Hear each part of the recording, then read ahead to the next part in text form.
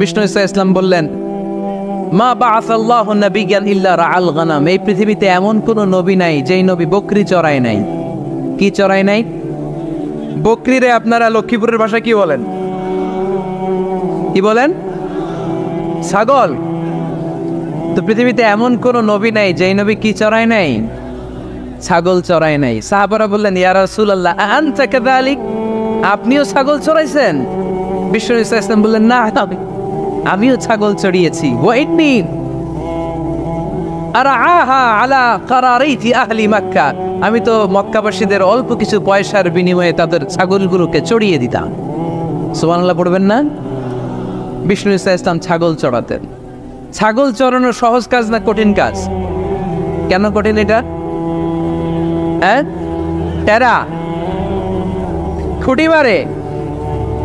হ্যাঁ, কি করে? বসে থাকতে হয়। তো ছাগল যারা পালে তারা জানে ছাগল পালা কত কষ্ট।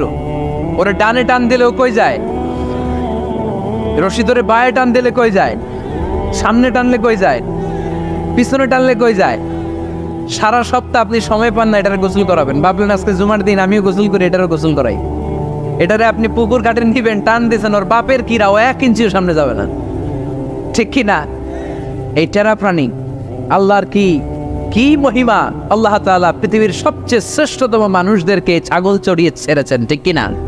মা বাআসাল্লাহু নাবিয়্যান ইল্লা রাআল গানাম, এই পৃথিবীতে এমন কোন নবী ছিল না যে নবীরা ছাগল চড়ায় নাই। আল্লাহ বুঝাতে চাইলেন ছাগল চড়ানো অনেক কষ্টের কাজ, অনেক ধৈর্যের প্রয়োজন। এখন নবীরা তোমরা ছাগল চড়াও, কিছুদিন পর ছাগলের চেয়েও টেরা জাতি মানুষ চড়াইতে হবে। মানুষের মধ্যেও টেরা আছে না নাই? ভালো বললে ভালোটা বুঝে না, ডানে যেতে গেলে বায়ে যায়, বায়ে যেতে বললে ডাইনে যায়, এরকম আছে না নাই? সম্মানিত ভাইয়েরা, সমস্ত আম্বিয়া আলাইহিমুসসালাম ওনারা কর্মঠ ছিলেন। সাইয়েদনা আদম আলাইহিস সালাম নিজ হাতে চারা গাছ রোপণ করে চাষাবাদের কাজ করেছেন। সুবহানাল্লাহ পড়েন।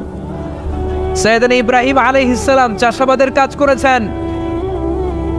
সাইয়েদনা দাউদ আলাইহিস সালাম নিজ হাতে যুদ্ধের জন্য যে পোশাক পরতে হয়, যেটা পরলে গায়ের মধ্যে ছুরি মারলেও ঢুকে না, ওই শিরস্ত্রাণ বানিয়েছেন, নিজ হাতে তলোয়ার বানিয়েছেন। সুবহানাল্লাহ পড়েন।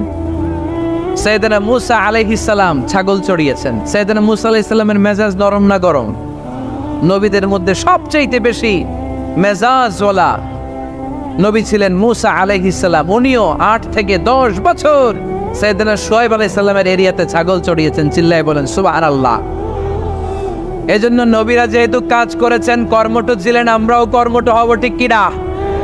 সাহাবারাও কর্মঠ ছিলেন। বিশ্বনবীর সাহাবারাও ব্যবসা করতেন। সাইয়েদনা আবু বকরের বিশাল ব্যবসা প্রতিষ্ঠান ছিল। সুবহানাল্লাহ পড়ে। আপনারা হজ উমরা করেছেন কে কে দেখি? করছেন? মাশাআল্লাহ। যারা করে নাই আল্লাহ তাদেরকে আল্লাহর ঘর জিয়ারতের তুমি নসিব করো। বিশ্বনবীর মাকবরার সামনে দাঁড়িয়ে আমরা যেন সালাম পেশ করতে পারি, তুমি নসিব করো।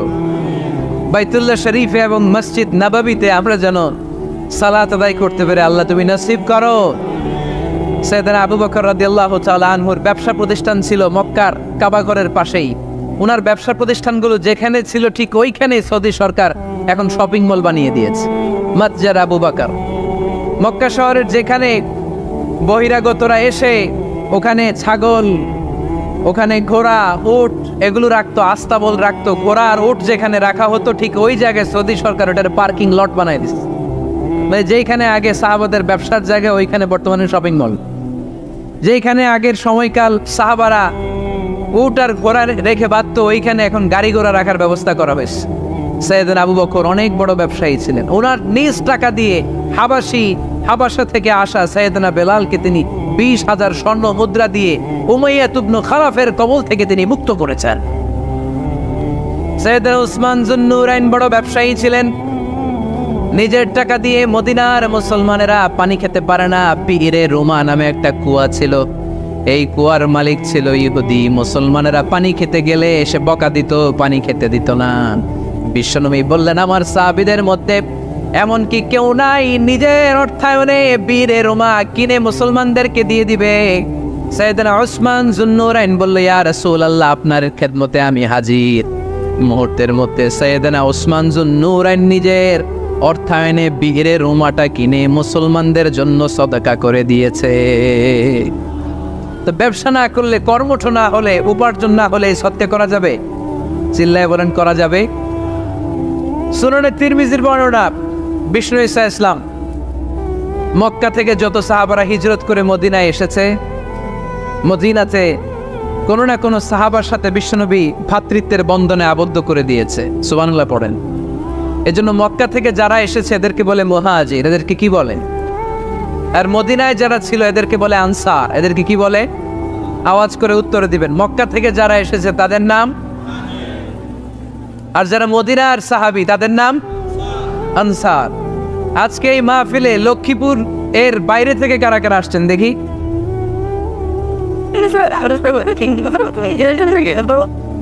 মাশাআল্লাহ মাশাআল্লাহ, অনেক আসছে। আল্লাহ ভাইদেরকে তুমি কবুল করো, হাত নামান। এই যে লক্ষ্মীপুরের বাইরে থেকে যে ভাইরা আসছে তারা লক্ষ্মীপুরের মেহমান, ঠিক কিনা? মক্কা থেকে হিজরত করে যে সমস্ত সাহাবারা এসেছিল তারা ছিল মদিনার মেহমান। বিশ্বনবী এক এক মক্কার সাহাবীকে মদিনার এক এক সাহাবীর সাথে ভ্রাতৃত্বের বন্ধনে আবদ্ধ করে দিলেন। আব্দুর রহমান ইবনে আউফ রাদিয়াল্লাহু তাআলা আনহু, ওনার সাথে ভ্রাতৃত্বের বন্ধনে যে সাহাবীকে বিশ্বনবী আবদ্ধ করে দিলেন ওনার নাম হচ্ছে সাআদ ইবনে রাবিয়া, কিনা? মদিনার অনেক বড় ব্যবসায়ী। বিশ্বনবী বললেন, ও আব্দুর রহমান ইবনে আউফ, সম্পদ ছেড়ে দিয়ে, পরিবার ছেড়ে দিয়ে, স্থাবর সব ছেড়ে দিয়ে আল্লাহ রাসূলের ভালোবাসায় মক্কা থেকে মদিনায় এসেছো। মদিনায় তোমার চিন্তা নাই, সাদ ইবনুর রবিকে আমি তোমার ভাই বানিয়ে দিলাম। সাদ ইবনুর রবি তোমার আপন ভাইয়ের মতো। সাদ ইবনে রবি বলল, আব্দুর রহমান, জীবনে তোমারে কোনোদিন দেখি নাই, তোমারে আমি চিনি না, তোমার নাম শুনি নাই, কিন্তু বিশ্বনবীতে তোমার দায়িত্ব আমাকে দিয়েছে। আমার চেয়ে বড় ধনী এই মদিনার মধ্যে দ্বিতীয় কেউ নাই। আজ থেকে তুমি আমার ভাই, আজ থেকে তুমি আমার কি? আল্লাহ আমাকে যত সম্পত্তি দান করেছে তার অর্ধেক সম্পত্তি আমি তোমার নামে দিয়ে দিলাম। ও আব্দুর রহমান ইবনে আউফ, শুধু তাই নয়, রব্বুল আলামিন আমাকে দুইজন স্ত্রী দিয়েছে। কয়জন? তুমি দেখো আমার কোন স্ত্রীকে তোমার বেশি ভালো লাগে, যার নাম তুমি বলবে সাথে সাথে আমি তারে তালাক দিয়ে দেব। তার ইদ্যত পালন শেষে তুমি তাকে বিয়ে করে তোমার সাথে নিয়ে যাবা। সুবহানাল্লাহ। কারণ বিশ্বনবী তোমার দায়িত্ব আমার কাছে দিয়েছে, তুমি আমার ভাই, আমি মদিনার সবচেয়ে বড় ধনী, আমার অর্ধেক সম্পদ আমি তোমারে দিয়ে দিব, আমার দুই স্ত্রীর এক স্ত্রীকে তোমারে দিয়ে দিব। সাইয়েদনা আব্দুর রহমান ইবনে আউফ এই কথা শুনে অবাক হলেন। অবাক হয়ে উনিও এক অবাক কথা বললেন। উনি বললেন, লা হাজাতা লি ফি ইয়া আখি, ও আমার প্রাণের ভাই, তোমার কথা শুনে আমার হৃদয়টা ভরে গিয়েছে, কিন্তু তোমার সম্পদেরও দরকার আমার নাই, তোমার স্ত্রীরও দরকার আমার নাই। বারাকাল্লাহু ফি মালিক ওয়া লি আহলিক, আল্লাহ তোমার মালেও বরকত দেখ, তোমার সম্পদেও বরকত দেখ। তুমি শুধু একটু কষ্ট করবা। কি কষ্ট? দুল্লানি আলা সুক, show me the way to the market. তুমি মদিনায় কোনো মার্কেট আছে কিনা, শপিং মল আছে কিনা, ব্যবসা প্রতিষ্ঠান আছে কিনা আমারে দেখায় দাও। সুবহানাল্লাহ পড়েন। আমরা হইলে কি করতাম? লক্ষ্মীপুরে যারা আসছে এদের একজনকে যদি বলা হয়, ভাই আপনি এখন থেকে লক্ষ্মীপুরের ভাই, আমার অর্ধেক সম্পদ আপনারা দিয়ে দিব, কি করবে? পায়ের উপর পা তুলে খাবে আর বলবে কি আনন্দ আকাশে বাতাসে, ঠিক কিনা? এরপর যদি বলি, ভাই আমার দুই বউ যেটারে সুন্দর লাগে বলেন তালাক দিয়ে দেই, নিয়ে যান, কি বলবে? কি আনন্দ আকাশে বাতাস। আল্লাহ রাসূলের সাহাবী আব্দুর রহমান ইবনে আউফ বললেন, লা হাজাতা লি ফি, আমার দরকার নেই। দুল্লানি আলা সুক, just show me the way to market, এখানে মার্কেট কই আছে দেখায় দাও। অবাক হয়ে গেলেন সাদ বিন রবি, বললেন, ও আব্দুর রহমান ইবনে আউফ, ঠিক আছে, তুমি যদি নিতে না চাও তোমারে আমি জোর জবরদস্তি করব না। শুনে রাখো, মদিনাতে ইহুদিদের কয়নুকার একটা বাজার আছে। এই কথা বলার সাথে সাথে আব্দুর রহমান ইবনে আউফ চলে গেলেন। এর পরের দিন অল্প কিছু পনির আর ঘি দিয়ে ব্যবসা শুরু করলেন। পনির আর ঘিয়ের ব্যবসা করতে করতে করতে করতে ব্যবসায় তিনি এত লাভ করলেন, উনি বললেন, আমি যদি কখনো মদিনার বালুর মধ্যে হাত দিতাম ওই বালুটারও সোনা বানায় দিত কে? দুল্লানি আলা সুক, লক্ষ্মীপুরের কর্মঠ যুবক ভাইয়েরা, এ আব্দুর রহমান ইবনে আউফ আমাদের প্রেরণা।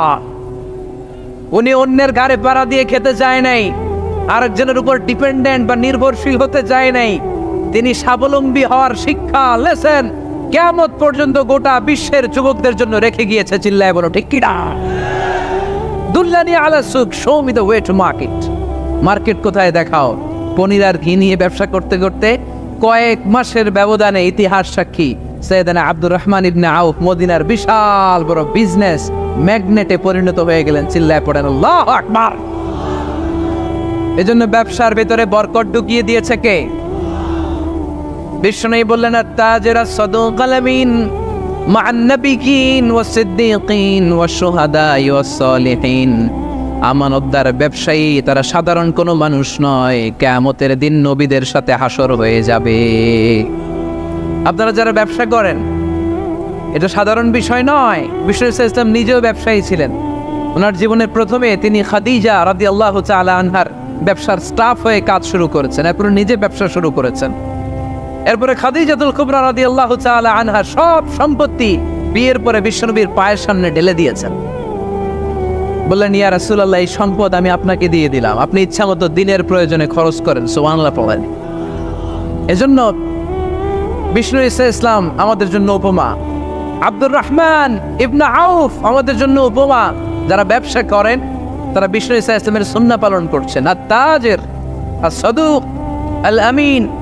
বিষ্ণু বললেন, সত্যবাদী আমানতদার ব্যবসায়ী, যে ব্যবসা করতে যে মিথ্যা কথা বলে না। অনেক ব্যবসায়ীরা আছে পণ্য চালানোর জন্য মিথ্যা কথা বলে আর কসম কাটে, আছে না নাই? আফা, এমনটা করা যাবে? সকালবেলা স্ত্রীরে বলে, এই গরুগুলা বিক্রি করবো, তুই একটা দাম কত গমু? স্ত্রীরে শিখাই দিচ্ছে, এই গরুর দাম তুই 40,000। তো বউ বলে, ঠিক আছে, দাম পেলাম 40,000। তো এরপরে বাজারে যখন গরু বিক্রি করতে যায়, একজন যখন বলে যে ভাই এটা 30,000 টাকা দিয়ে কিনবো, কয় ভাই আল্লাহর কসম সকালে একজন 40,000 দাম কইছে, আমি দেই নাই। আছে না নাই? কৌশল করে। বউরে শিখাইছে সকালে, কয় তুই দাম কর 40,000। তো বাজারে যে সকালে একজন দাম করছে, দাম করে কইছে 40,000 দেই নাই, আপনারা 30,000 কেমনে দেই? এরকম ডাকাইত আছে না নাই? বিষ্ণু ইসলাম বললেন, ইয়াকিদু শাইতানু আলা কাফিয়াতি রাসি আহাদিকুম ইযা নাম।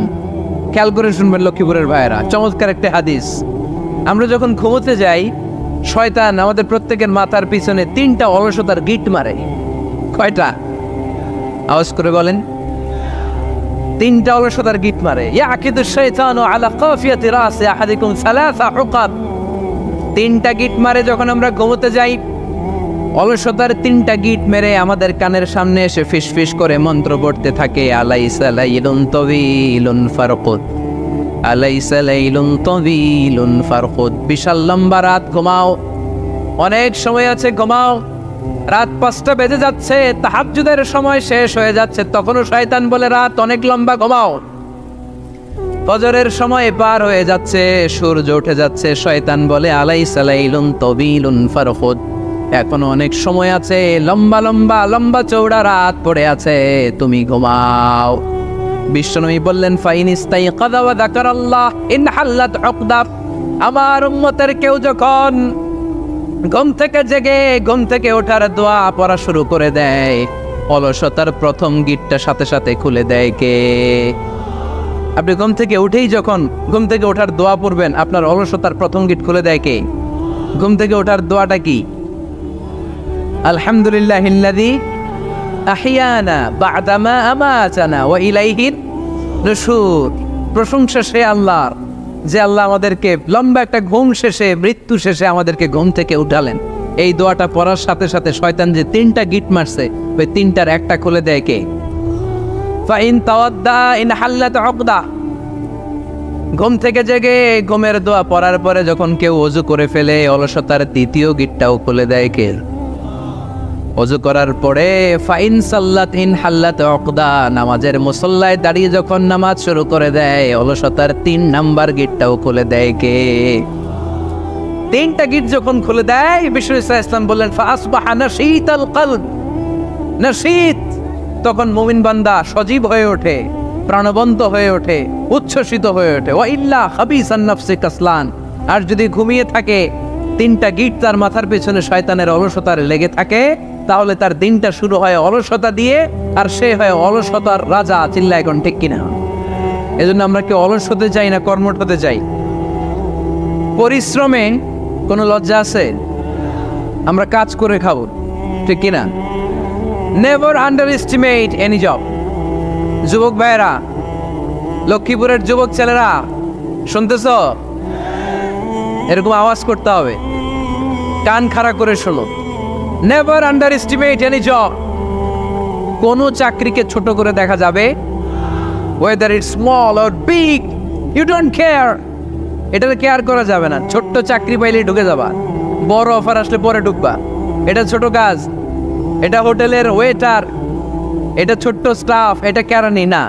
কাজ কাজই, কাজের মধ্যে কোনো ছোট বড় নাই। খেটে খাওয়া মানুষকে বিশ্বনবী অনেক সম্মান করতেন।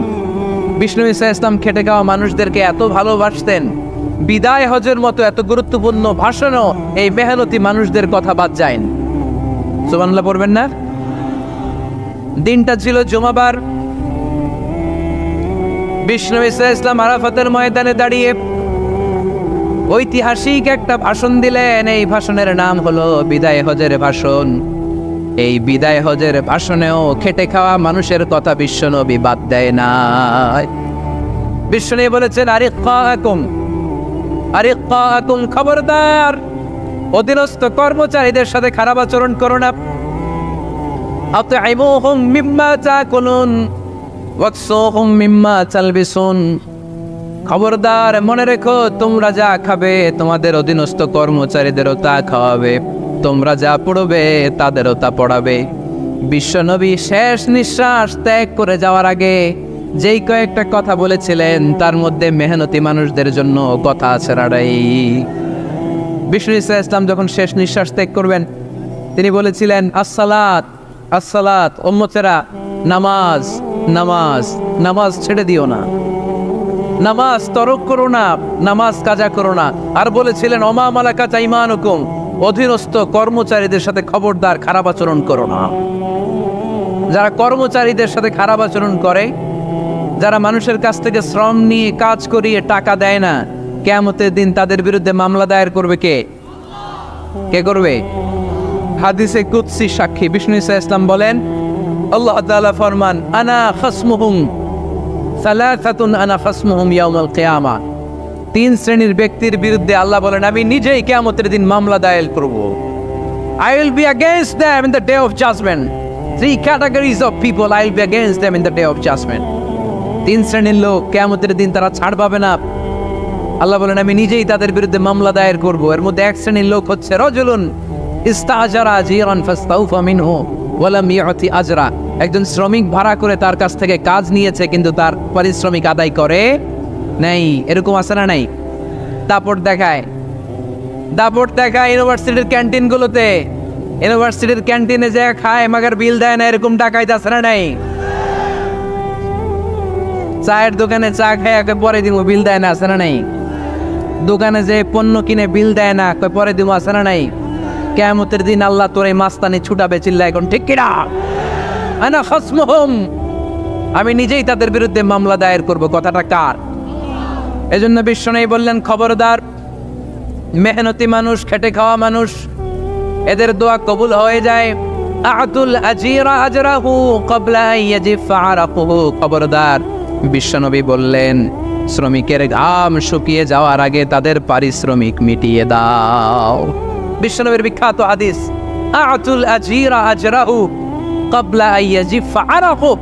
শ্রমিকের ঘাম মাটিতে লাগার আগে, শুকিয়ে যাওয়ার আগে তাদের পারিশ্রমিক মিটিয়ে দাও। কেননা তারা যদি বদদোয়া করে তোমার জীবনরে জাহান্নাম বানিয়ে দিবে কে? বিষ্ণু ঈসা ইসলাম সব সময় খেটে খাওয়া মানুষদেরকে আগলে রাখতেন। সব সময় শুধু যে ভাষণে মেহনতি মানুষদের সাথে ভালো আচরণ করতে বলতেন, শ্রমিকদের সাথে ভালো আচরণ করতে বলতেন, এমনটা নয়। ওনার ব্যক্তিগত জীবন ঘাটলেও দেখা যায় উনি শ্রমিকদের সাথে কেমন আচরণ করেছেন। বিষ্ণু ঈসা ইসলামের একজন খাদেম ছিল, আপনারা তার নাম জানেন কি নাম? সবাই বলেন আনাস। আওয়াজ করে বলেন, বিশ্বনবীর খাদেমের নাম। নামটা কেমন লাগে? ভালো লাগে? ছেলে হইলে রাখবেন তো? রাখবেন? অনেকে আমার জিজ্ঞেস করে যে আমার একটা ছেলের নাম বলে দেন। এই এলাকার যদি কারো সম্ভাব্য আগন্তুক 2 মাস পরেই ছেলে পৃথিবীতে আসবে, এর নাম রাখবেন আনাস। নাম কি রাখবেন? খাদিমু রাসূলিল্লাহ, আল্লাহ রাসূল সাল্লাল্লাহু আলাইহি ওয়াসাল্লামের খাদেম। এই খাদেমের কাছ থেকে একটু শোনেন ওনার মালিক কেমন ছিল। শুনবেন নাকি কষ্ট হচ্ছে? সম্মানিত ভাইয়েরা খেয়াল রাখবেন, কোন পীর সাহেবের ব্যাপারে যদি আপনি রিপোর্ট চান, পীর সাহেবের বউয়ের কাছ থেকে শুনবেন। কথা কয় না, বোঝে নাই বোধ হয়। একজন পীর সাহেব হুজুর উনি কেমন, রিপোর্ট নেবেন কার কাছ থেকে? কার কাছ থেকে? বউয়ের কাছ থেকে। একজন বড় সাহেব, বড় নেতা, তার ব্যাপারে যদি রিপোর্ট পেতে চান, আমি কয়েকটা জায়গা বলে দিই, এই জায়গাগুলো থেকে রিপোর্ট নেবেন। 1 নাম্বার তার ড্রাইভার, 1 নাম্বার। 2 নাম্বার তার বাড়ির দারোয়ান, 2 নাম্বার। 3 নাম্বার তার খাদেম, 3 নাম্বার। 4 নাম্বার তার ঘরের কাজের মেয়ে, 4 নাম্বার। এদের কাছ থেকে আসল রিপোর্ট পাওয়া যায়, ঠিক কিনা? এবার বিশ্বনবীর ব্যাপারে বিশ্বনবীর খাদেম কি বলে শুনবেন? বুঝে নাই বোধ হয়। বিশ্বনবীর ব্যাপারে বিশ্বনবীর খাদেম কি কমেন্টস করছে শুনতে চান? খাদেমের নাম আরো জোরে বলতে হবে। আনাস রাদিয়াল্লাহু তাআলা, আনাস রাদিয়াল্লাহু তাআলা আনহু বলেন, বিশ্বনবী যখন মক্কা থেকে মদিনায় হিজরত করে আসলেন, মদিনার অলিতে গলিতে আনন্দের বন্যা বয়ে গেল। তলা আল বাদরু আলাইনা বলে সবাই বিশ্বনবীকে বরণ করে নিল, সবাই বিশ্বনবীর সাথে দেখা করতে আসলো। সবাই যখন আনসারী নারী পুরুষরা দেখা করতে যায়, আমার আম্মাও বলল, আনাস, মক্কা থেকে বিশ্বনবী এসেছে, চলো তোমারে নিয়ে দেখা করতে যাই। আনাসের মা আনাস রাদিয়াল্লাহু তাআলা আনহু তখন খুব ছোট্ট, তিনি যে দেখে মানুষের ভিড়ে আনাসকে নিয়ে সামনে যাওয়া যায়, আর তিনি দেখলেন মদিনার অলিতে গলিতে মানুষের ভিড়, আনসারী, আবাল বৃদ্ধ বনিতা, নারী পুরুষ সবাই বিশ্বনবীর সাথে দেখা করছে। আর যারাই দেখা করছে হাতে কোনো না কোনো হাদিয়া নিয়ে বিশ্বনবীর সাথে দেখা করতেছে। সুবহানাল্লাহ কবেন না? আনসারী যত সাহাবারা বিশ্বনবীর সাথে দেখা করতে এসেছে, কি নিয়ে আসছে? কথা কয় না। তাহা দাও তাহাব্বু, হাদিয়া দাও, একে অপরকে হাদিয়া দাও, তোমাদের মধ্যে ভালোবাসার বন্ধনকে বাড়িয়ে দিবে কে? আনাসের মা বললেন, আমি মানুষ ধাক্কাতে ধাক্কাতে বিশ্বনবীর সামনে পর্যন্ত গেলাম, যে দেখি সবাই বিশ্বনবীর হাদিয়া দেয়।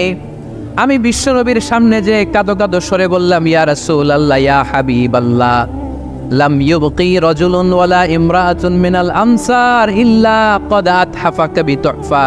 ও নবী, আমি দেখতে পেয়েছি আনসারী এমন কোন নারী নাই, এমন কোন পুরুষ নাই যে আপনাকে আপনার হাতে কোনো না কোনো হাদিয়া দেয় নাই।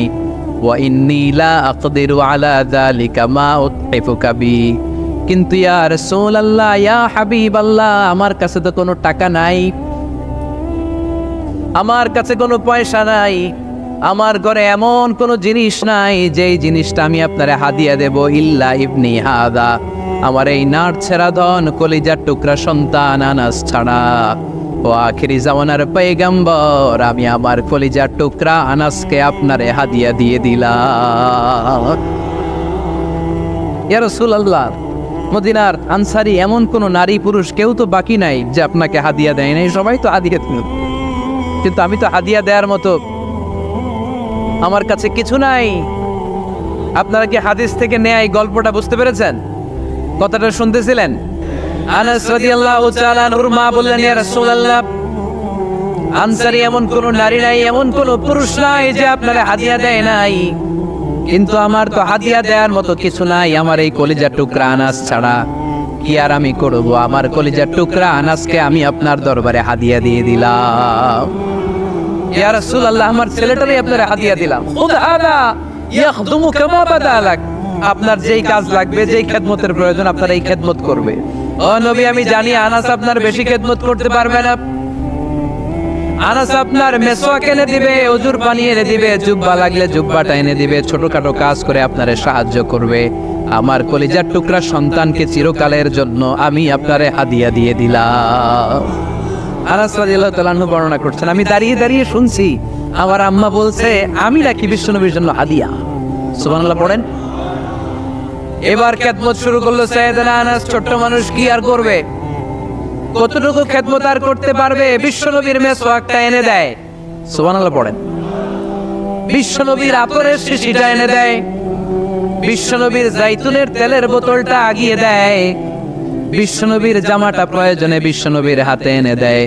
সাইয়েদনা আনাস বলেন, আমি 1 বছর নয়, 2 বছর নয়, 5 বছর নয়, 7 বছর নয়, 10 বছর বিশ্বনবীর খেদমত করেছি। ফামা দারাবানি, 10 বছরে একদিনও তিনি আমারে মারে নাই। সুবহানাল্লাহ। একদিন আমার গায়ে হাত তোলে নাই। হাত তোলা তো দূরের কথা, ওয়ালা সাব্বানি, কোনোদিন গালি দেয় নাই। ওয়ালা আবাসা আলা ওয়াজহি, কখনো বিরক্তি স্বরে ভ্রু কুঁচকে আমার দিকে বিশ্বনবী কোনোদিন তাকায় নাই। সুবহানাল্লাহ পড়ে। কোনোদিন আমার গায়ে হাত তোলে নাই। আরে হাত তোলা তো দূরের কথা, আমাকে ধমকি পর্যন্ত দেয় নাই। ধমকি দেয়া তো দূরের কথা, আমরা অনেক সময় বিরক্ত হয়ে ভ্রু কুঁচকাই না। এরকম বিরক্তি হলে আমরা কারোর প্রতি বিরক্ত হলে কি হয়? কপাল ভ্রু কুঁচকে ওঠে, ঠিক কিনা? সাইয়েদনা আনাস বললেন, কোনোদিন মারে নাই। খাদেম বলতেছে, খাদেম। বড় সাহেবের রিপোর্ট কার থেকে নিতে হয়? হয় খাদেম, নয় দারোয়ান, নয় ঘরের কাজের মেয়ে, তা না হলে ড্রাইভার। বিশ্বনবীর খাদেম বিশ্বনবীর ব্যাপারে কি কমেন্ট করছে? মা সাব্বানি ওয়ালা জারাবানি ওয়ালা আবাসা ফি ওয়াজহি। এই 10 বছরের খেদমতের জিন্দেগিতে কোনোদিন বিশ্বনবী আমারে মারে নাই, গায়ে হাত তোলে নাই। আরে হাত তোলা তো দূরের কথা, একটা ধমকও দেয় নাই।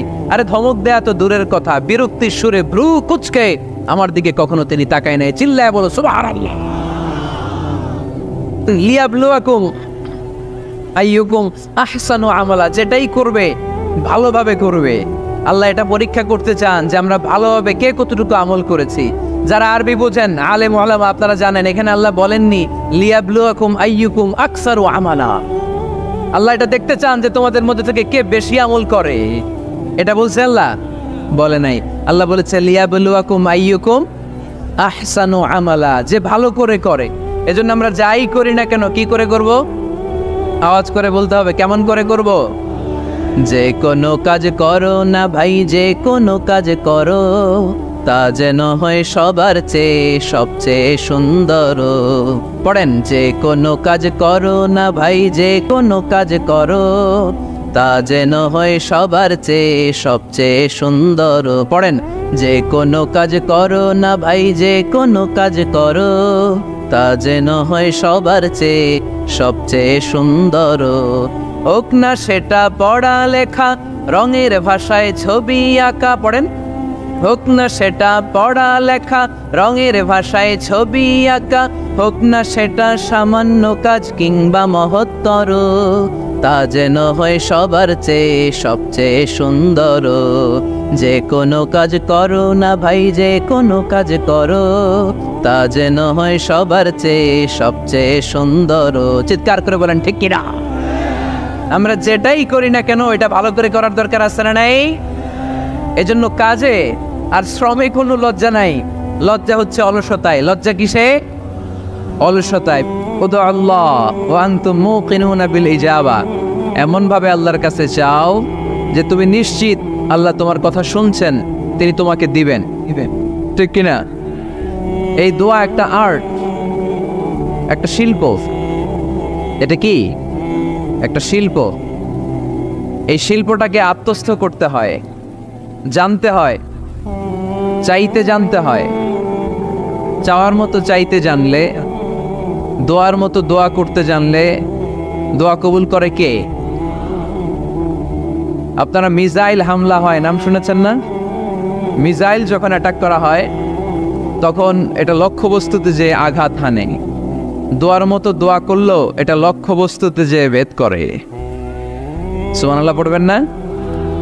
কিন্তু চাইতে জানতে হবে। চাওয়ার মতো চাইলে আল্লাহ শোনে। এজন্য আমরা যখন ছোট একটা গান শুনতাম, মাওলা তোমায় ডাকতে জানি না, ডাকার মতো ডাকলে মাওলা কেমনে শোনে না। এজন্য ডাকার মতো ডাকতে হয়, চাওয়ার মতো চাইতে হয়। চাওয়ার মতো চাইলে তিনি শোনেন, তিনি আমাদের ফরিয়াদে সাড়া দেন, দেওয়ার জন্য তিনি প্রস্তুত। 24/7, দিনের 24 ঘন্টা, সপ্তাহের 7 দিন, মাসের 30 দিন তিনি বসে আছেন। শেষ রাতে প্রথম আকাশে বিশেষভাবে মনোনিবেশ করেন আর বলেন, আলা মিন মুস্তাগফিরিন আগফির আলা, কার ক্ষমা দরকার ক্ষমা চাও, ক্ষমা করে দেব। আমাদের তো ক্ষমা টমার দরকার নাই, আমরা সবাই নিষ্পাপ।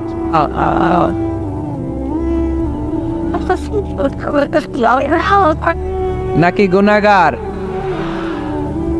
নাকি পাপী? শুধু পাপী না পাপীর ঘরের পাপী? কেউ না জানুক, আমার পাপের খবর রাখে একজন, তিনি কে? পৃথিবী না জানুক আমি তো জানি, আমি কি পাপ করেছি হায়, ঠিক কিনা? পৃথিবী না জানুক আমি তো জানি, আমি কি পাপ করেছি হায়। আমার পাপের করলে বিচার, বাচার আমার নাই উপায়, দয়াময় প্রভু মাফ করো আমায়, মাফ করো আমায়। পড়েন আমিন। পৃথিবী জানে না, জানে কে? দরজা বন্ধ করে, লাইট অফ করে একা একা পাপ করছি। পুলিশ দেখে নাই, র্যাব দেখে নাই, বন্ধু বান্ধব দেখে নাই, পরিবারের কেউ দেখে নাই। দেখলো কে? সবার চোখ ফাঁকি দেয়া গেলেও ফাঁকি দেয়া যায় না একজনের চোখ। চোখটা কার? তার চোখকে কখনো ফাঁকি দেয়া যায় না। এজন্য আমরা সবাই পাপী। শুধু পাপী না, পাপীর ঘরের পাপী। 14 গোষ্ঠী আমাদের পাপী, তাই না? এই জন্য আমাদের ক্ষমা চাওয়া উচিত খুব বেশি বেশি আল্লাহ তাআলার কাছে। আমরা সবাই পাপী। শেষ রাতে আল্লাহ ডাকে, কার পাপ আছে বলো, ক্ষমা চাও, ক্ষমা করে দেব। কে অন্যায় করেছো বলো, ক্ষমা চাও, ক্ষমা করে দেব। চোখের পানি ছেড়ে যদি ক্ষমা চাই, মাফ করে দেয় কে? চোখের পানির এত মর্যাদা, আল্লাহ এটারে বড্ড পছন্দ করে। 2 ফোঁটা পানি আল্লাহর কাছে সবচেয়ে প্রিয়। কয় ফোঁটা? আজকে এই মেসেজটা নিয়ে যেতে হবে ঘরে। ফরিদপুরের ভাইয়েরা, 2 ফোঁটা পানি রবের দরবারে খুব প্রিয়। আওয়াজ করে বলতে হবে, কয় ফোঁটা? এক হলো জেহাদের ময়দানে শহীদের গা থেকে বেয়ে পড়া রক্তের ফোঁটা। আমরা শহীদ হতে চাই কি চাই না? শাহাদাতের তামান্না যদি কারো অন্তরে না থাকে, এটা কি মুমিন না মুনাফিক? আর শাহাদাতের তামান্না নিয়ে কেউ যদি বিছানায় পড়েও মারা যায়, শহীদদের কাতারে তারে উঠাই দিবে কে? আমাকে শহীদ করে সেই মিছিলে শামিল করে নিও, যে মিছিলের নেতা আমির হামজা খোবায়েবে খাব্বাব, আল্লাহর কাছে ছিল অতি প্রিয়, শামিল করে নিও আমাকে শহীদ করে সেই মিছিলে শামিল করে নিও। পড়েন আমিন। প্রথম হচ্ছে জিহাদের ময়দানে শহীদের গা থেকে দাঁড় করে ঝরে পড়া রক্তের ফোঁটা, একটা গেল। 2 নাম্বার হচ্ছে অনুতপ্ত বান্দার চোখের পানির ফোঁটা।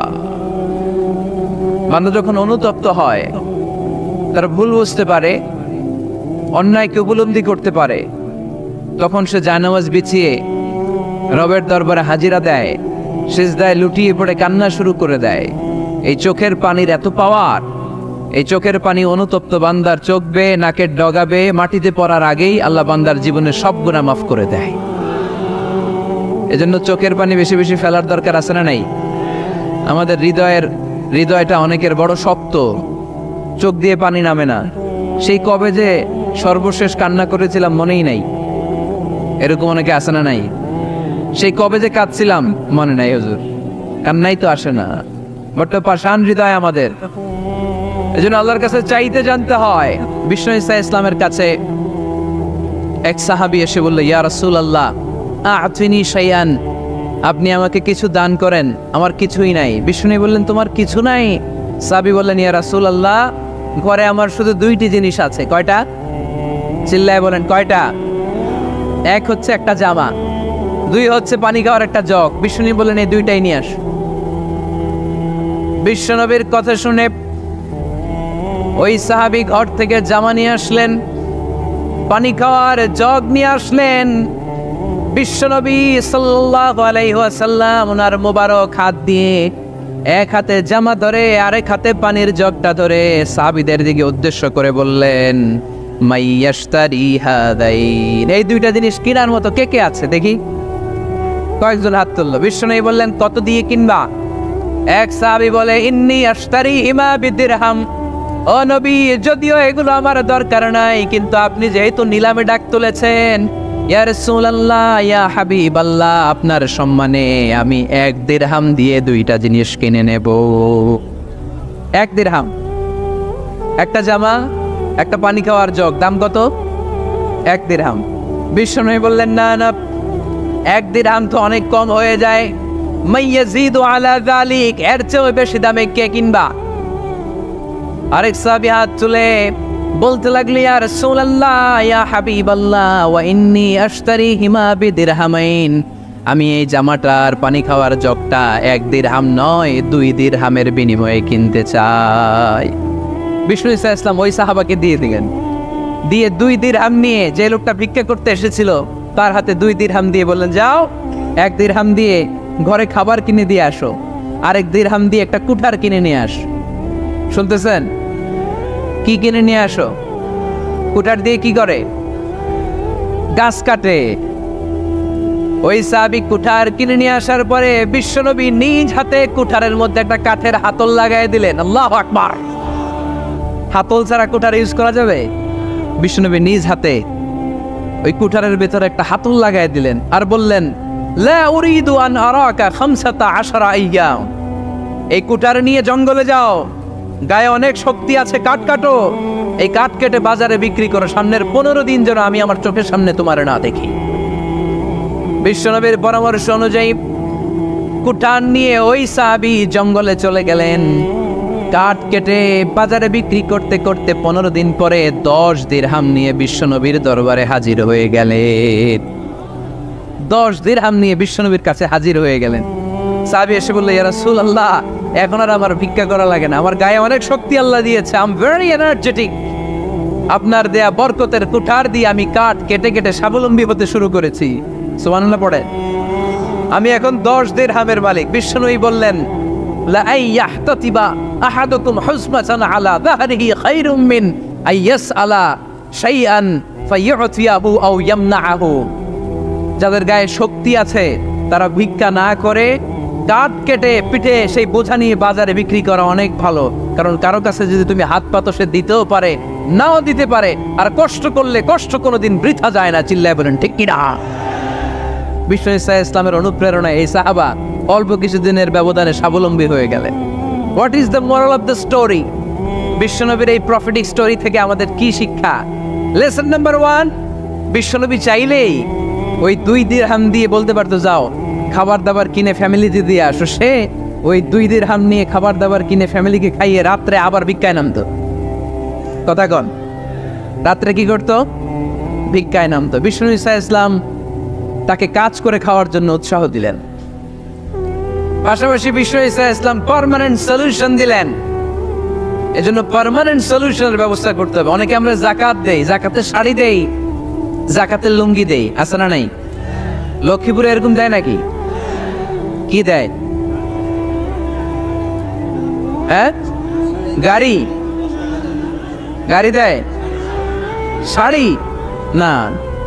যাকাতের শাড়ি, যাকাতের লুঙ্গি বলতে কোনো কথা ইসলামে নাই।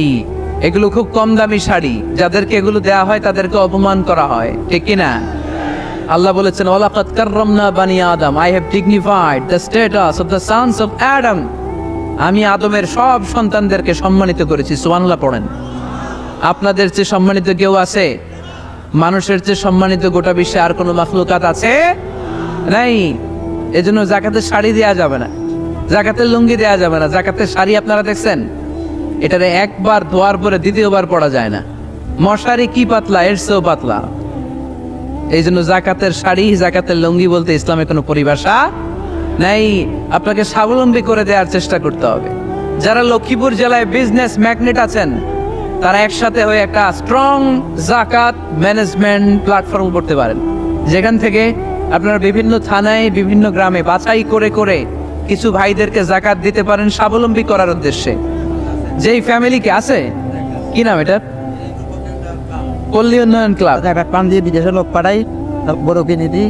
মাশাআল্লাহ, যাকাত ফান্ড দিয়ে বিদেশে লোক পাঠায়। এর চেয়ে সুন্দর পদ্ধতিতে যাকাত বিতরণ আর হতে পারে যেই লোকটাকে, যেই ছেলেটাকে বিদেশে পাঠানো হয়েছে, ওই ফ্যামিলিটা আর কোনোদিন জাকাতের শাড়ি নেওয়ার জন্য লাইনে দাঁড়াবে? যেই ছেলেটাকে ওনারা অস্ট্রেলিয়ান গাভী কিনে দিছে, দুধ বিক্রি করে যেই ফ্যামিলিটা স্বাবলম্বী হতে শুরু করেছে, তারা আর কোনোদিন জাকাতের লাইনে যেয়ে দাঁড়াবে না। এজন্য জাকাত দিতে হবে স্বাবলম্বী করার জন্য। ইসলাম আমাদেরকে এটাই শিখিয়েছে, কাজ করে খেতে হবে। কাজে লজ্জা নেই, লজ্জা হচ্ছে অলসতায়। চাওয়াটা একটা শিল্প, দোয়া করাটা একটা শিল্প। এটাকে শিখতে হয়, এটাকে আয়ত্তে আনতে হয়, এটাকে বশে আনতে হয়, এটার সাথে আবেগ, ভালোবাসার উচ্ছ্বাস যুক্ত করতে হয়, চোখের পানির ছোঁয়া লাগাতে হয়, তাহলে এটা আরশের মধ্যে যে নক করে। আর হুজুর দোয়া করতেছে, অন্যদিকে তাকায় আছে, এরকম আসরা নাই? হুজুর দোয়া করে ক্যামেরাম্যানরা ক্যামেরা ঠিক করে, আসরা নাই? নাই। তো এই দোয়ায় কোনো লাভ হবে না। সিনসিয়ারিটি, সিনসিয়ার দোয়া ইজ লাইক এ মিসাইল। আর দোয়া ও সিলাহুল মুমিন, দোয়া হচ্ছে মুমিনের অস্ত্র। AK-47 ব্যালিস্টিক ক্ষেপণাস্ত্র, ট্যাঙ্ক, মিসাইল, এগুলো আমাদের অস্ত্র না। আমাদের আসল অস্ত্র আমাদের দোয়া। বুঝে নাই বোধহয়? আসল অস্ত্র কি? এজন্য we have to always keep in touch with our Lord. সব সময় আল্লাহর সাথে কিপ ইন টাচ, আল্লাহর সাথে টাচে থাকতে হবে, ঠিক কি না? লুজ টাচ হইলে হবে না, কিপ ইন টাচ অলওয়েজ। বিপদে পড়লেই একজনের কাছে ফরিয়াদ করব, তিনি কে? তিনি দেওয়ার জন্য বসে আছেন, চাইলেই তিনি দেন। এটা আমাদের অস্ত্র। যেখানে সবকিছুর কারিশমা শেষ, সেখানে দোয়ার কারিশমা শুরু। আমরা অনেক সময় শুনি ক্যান্সারে আক্রান্ত। ক্যান্সার নামে একটা রোগ আছে না? ডাক্তাররা বলে ক্যান্সার যার নাই অ্যান্সার। ডাক্তার ঘোষণা দিছে এই রোগে তো বাঁচবে না, সর্বোচ্চ বাঁচলে 6 মাস। কয় মাস? এরপরেও দেখা গেল লোকটা 10 বছর বেঁচে ছিল। এরকম আছে না নাই? সব ডাক্তার ফেল, ঘোষণা দিয়েছে 6 মাস বাঁচবে, কিন্তু বেঁচে রইল 10 বছর। এই যে 10 বছর বেঁচে রইল, কিসের কারিশমা? আল্লাহর কারিশমা, দোয়া, দোয়ার বদৌলত। এই জন্য বেশি বেশি দোয়া করতে রাজি আছেন তো? বেশি বেশি দোয়া করতে হবে, দোয়া করলেই লাভ। জীবনের যত দোয়া আপনি করেছেন, আপনার দোয়া কবুল করছে কে? তবে সাথে সাথে সব সময় করে না।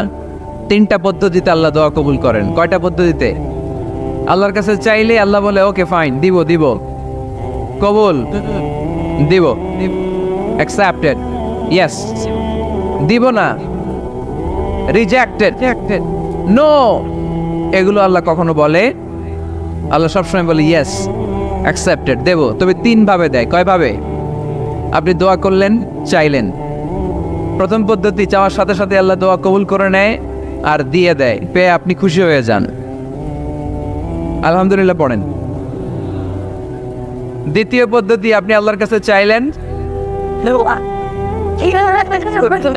আর অল্প কয়েক মিনিট কথা, আর অল্প কয়েক মিনিট, বসো না, এরকম করো না, আওয়াজ করো না। বেশিরভাগ ইয়াং ছেলেপেলে আসছে, 15 থেকে 25 বছর, এগুলার, ঠিক কিনা? আগে খেলতো ক্রিকেট, এখন চলে আসে কোরআনের ময়দানে। খুশি না বেজার? তা আমি এই জন্য আমি সম্বোধন করে তুমি বলে, আমি এদেরকে কি বলি? আমি বলি যে এই বসো বসো। তো একজন আমার আবার চিঠি লেখছে, হুজুর আপনি যে বসো বসো বলেন, অনেক মুরব্বীও তো আছে। আমি বলি ভাই, আমার মাহফিলে মুরব্বীরা কম, ইয়াংরা বেশি, ঠিক কিনা? আর যখন মুরব্বী বাজানদেরকে উদ্দেশ্য করে বলি, তখন বলি বসেন। কিন্তু আমি যখন বলি বসেন, ছেলেরা আবার বলে বসেন বসেন। বেজাল আছে না নাই? তো এই জন্য বসো বললেও ঝামেলা, বসেন বললেও। হুজুর বিয়ে করলেও দোষ, হুজুর বিয়ে করে না এটাও দোষ, হুজুর দেখতে সুন্দর এটাও দোষ, হুজুর দেখতে বেশি স্মার্ট না এটাও দোষ, হুজুর খায় কম, খাইতে পারে না দোষ, হুজুর খায় বেশি এটাও। ইংরেজি জানে জানা নাকি? অনেকে বলে হুজুর আপনি বেশি ইংরেজি বলেন, এটা আপনার দোষ। আবার আমেরিকায় যারা থাকে তারা বলে হুজুর আরেকটু যদি ইংরেজি বাড়ায় বলতেন আমাদের ছেলেমেয়েরা বেশি বুঝতে পারতো, আপনি যে কম বলেন এটা আপনার দোষ। ভেজাল আছে না নাই?